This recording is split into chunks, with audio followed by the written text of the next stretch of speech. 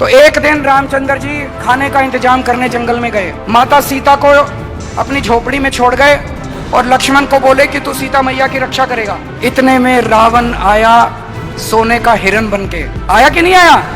सोने का हिरण बन के आया। सीता मैया लक्ष्मण को बोली मेरे को ये हिरण चाहिए। लक्ष्मण बोला ना मैया, भगवान राम कह के गए हैं कि मेरे को आपकी रक्षा करनी है। उसने बोली नहीं, मैं तेरे को आदेश देती हूँ, जाओ और हिरण को पकड़ के ला। लक्ष्मण के पास चारा नहीं था, लक्ष्मण चला गया और वो रावण अपना वेश चेंज करके और सीता मैया का हरण करके ले गया। कल अरविंद केजरीवाल का बयान सुनने के बाद मुझे जरा भी हैरानी नहीं है, क्योंकि हमें ये पता है कि अरविंद केजरीवाल चुनाव में चुनावी हिंदू बनने की कोशिश करते हैं। कल अरविंद केजरीवाल का पोल पट्टी मां शारदा ने साक्षात आकर के खोल दिया है। कहते हैं ना कि विनाश काले विपरीत बुद्धि। तो इस 5 फरवरी के चुनाव के पहले जो बातें कल कही हैं अरविंद केजरीवाल ने, उसने बता दिया कि इस व्यक्ति का सत्य सनातन से, हिंदू धर्म से, राम की कहानियों से कोई दूर दूर तक सरोकार नहीं है। आप बताइए, दुनिया को पता है। आप किसी गांव में जाकर के एक बूढ़ी माता जी से पूछ देंगी कि वो सोने का मृग बन के कौन आया, तो लोग कहेंगे मारीच बन के आया। ये विधर्मी अरविंद केजरीवाल बोल रहे हैं कि रावण मृग बन के आया। ये कौन यूनिवर्सिटी से पढ़े थे अरविंद केजरीवाल?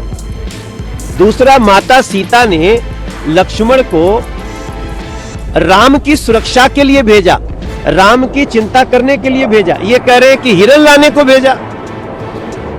अरविंद केजरीवाल के द्वारा कल राम की कहानियों को जो तोड़ मरोड़ करके देने की कोशिश है, वो कोई गलती से नहीं हुआ है। एक्चुअली वो सनातन की कहानियों को तोड़ना मरोड़ना ही चाहते हैं। कल मां सरस्वती ने उनका असली परिचय दिल्ली को और देश को दिखा दिया है।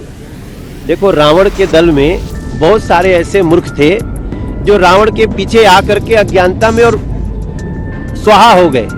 तो विनाश काले विपरीत बुद्धि अरविंद केजरीवाल ने भी कल ये बोल करके अपनी मूर्खता का परिचय दिया। और दिल्ली की जनता 5 फरवरी को अरविंद केजरीवाल जैसे एंटी सनातनी को, एंटी हिंदू को हमेशा के लिए दिल्ली की राजनीति से हटा ले।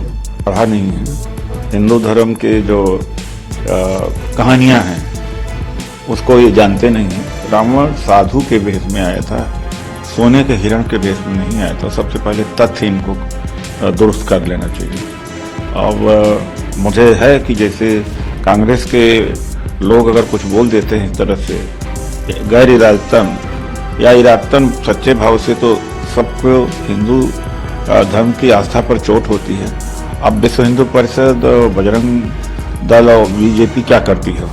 क्या हिंदू धर्म के ऊपर आस्था पर चोट नहीं है? क्या है?